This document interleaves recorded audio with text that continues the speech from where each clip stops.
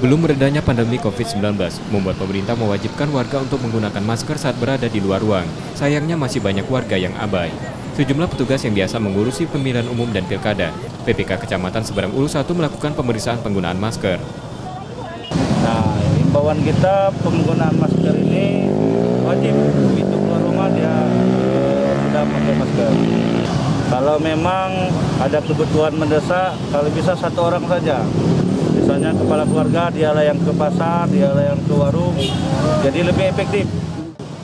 Mereka juga membagikan masker gratis, serta mensosialisasikan pada warga untuk menggunakan masker saat berada di tempat umum.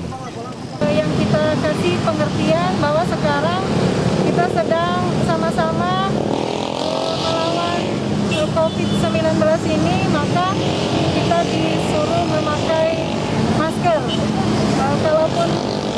Kalaupun misalnya tidak ada kepentingan untuk keluar rumah, kami himbau untuk tetap berada di dalam rumah.